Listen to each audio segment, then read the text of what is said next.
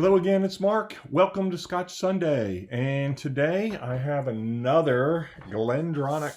This is I'm not sure how to say this. This is one I've tried to look up, can't find it anyway.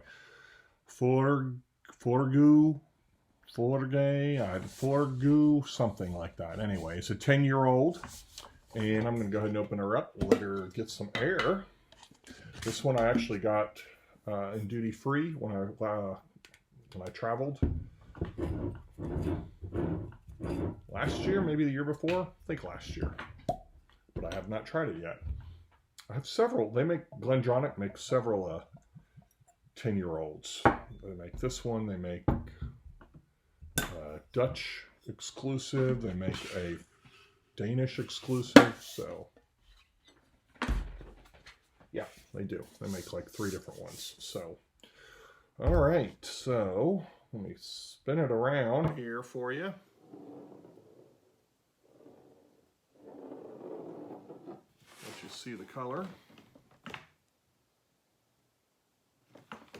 Okay. So anyway, Glendronach means Valley of the Brambles. It's a Highland single malt Scotch. This is finished in, I'm going to go ahead and tell you. Let's just, we'll keep going. Okay, this one is 43% ABV. It is a Highland single malt Scotch, and this one is finished in, matured in the finest Oloroso and PX Spanish oak casks. 2 counts for the hair. Okay, so PX and Oloroso, 10-year-old. Glendronach was founded in 1826, but they did not release single malts until 1968. They were closed from 96 to 2002, kind of mothballed, and they kind of were reborn, and they're really made a strong comeback. Rachel Berry is their master taster, distiller, mixer, blender, whatever. Yeah. They were in 2005. They were one of the last coal-fired heating sources, but now they switched over to gas. 2008, they were purchased by the Ben Riach Group, and then 2016, purchased by Brown Forman along with Ben Riach and Glenglassaugh. James Alderdice was the founder of Glendronach, and he had quite a colorful character. He marketed his Scotch to the red light districts in Aberdeen, Scotland, and actually the Forgue or Forgue, however you say the Forgue, is a river that flows through the Aberdeen County. Let's see, they were one of the first to do finishes. Not sure who exactly was the first, and what else can I say? They have 4 stills, 2 wash, and 2 spirit. And they produce about 350,000 gallons of Scotch per year. So, without that further ado, let me give you the look at that. Really got some interesting legs. Yeah, got a lot of oils in this one. Going to show you in the bottle. So normally they don't use color or filtration. So this is I've already read that finished. This is finished in Pedro's PX and Oloroso sherry casks. And actually it's Spanish oak. And Spanish oak, that's odd because it's very hard to get Spanish oak casks. They traditionally, you see European oak, which is French or Bulgarian, but Spanish oak is really hard to get your hands on these days because of deforestation rules and such. Mostly McAllen has cut some deal, but this is one of the first I've seen that is actually Spanish oak. It's a 10-year-old. It's a richly sherried Highland single malt matured in. This is a 10-year-old. Is richly sherried single malt matured in PX and Oloroso sherry casks, a dram which encapsulates the heritage and territory of Forgue. cornucopia of brambles, ripe barley, and oak, along with a lingering finish. All right, not much on there that I haven't already read. Hidden deep in the Highland Hills, the Glendronach distillery has been quietly perfecting sherry wood maturation since 1826. Our founder, James Alderrice, built his distillery in the fertile landscape of the Forgue. Again, I have no idea how to say this. I looked it up, tried to find it, but Forgue Valley, and named it Glendronach, which means Valley of the Brambles in Scotch Gaelic. Here he discovered the rich, deep depths of sherry wood maturation, marrying Scottish spirit to Spanish oak. Little has changed over the centuries. Our craftsmen use the same iron to mash ton wood washbacks and swan necks copper stills as their forefathers did. This is a rich sherried Highland single malt Scotch matured in PX and Oloroso sherry. Yeah, all right, we've already read all that. So let's see what we get on the nose.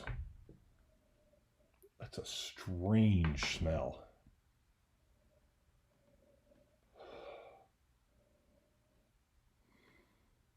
What is that? Getting dried apricots. Getting ginger. There's something else in there. Like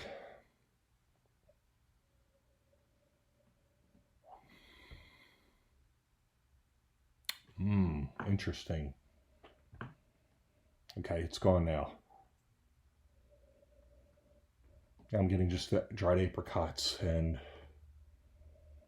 a little bit of toffee, ginger. Yeah. Oh, what is that smell? I'm gonna go back in there. That was really odd. Yep, there it is again. Like,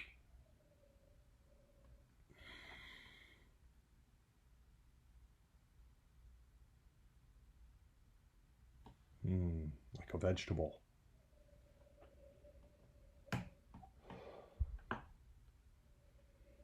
Olives. I'm going to say olives. Yeah. Interesting. I don't really like olives. I'm really worrying about this one. Citrus really coming through. It smells young. Some little bit of toffee in there. But yeah, all right, let's give it a taste.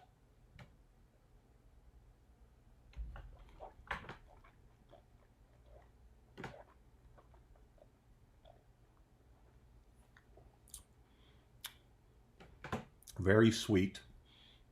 A lot of orange citrus. Getting some like Boston cream. Getting some cereal. A lot of cereal.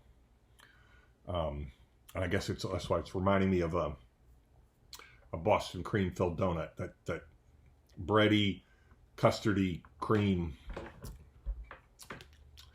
A lot of cereal on the finish. It's a little bitter, but cereal on the finish. All right, let's give it another nosing. See if anything changes. More of that toffee's coming through. More citrus now. Very interesting. I think I like it better than I like the cereal notes. So this is the nose really had me worried there, but that olivey, vegetable-y smell I was getting, I'm not getting that anymore. Getting more of the citrus, more grass, more toffee. Yeah. Okay. Let's see if we get anything else.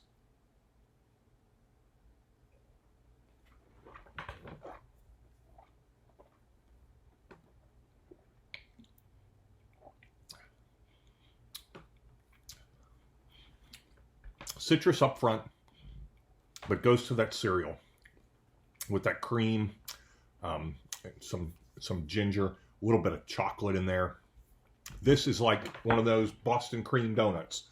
I'm getting the chocolate, I'm getting the cereal, and I'm getting the cream. This is what this reminds me of. Citrusy on the finish, citrus and cereal. A little bitter on the finish, but not, the bitter kind of goes away quick. But I would call the finish kind of short. But you know what? After the nosing, I was really worried, but this really came through. But that's me. I like the cereal notes. I like Scotch with the cereal notes. So, you know, you may not, but it's one to try. We're going to go with an 8. Thanks for tuning in and see you next time.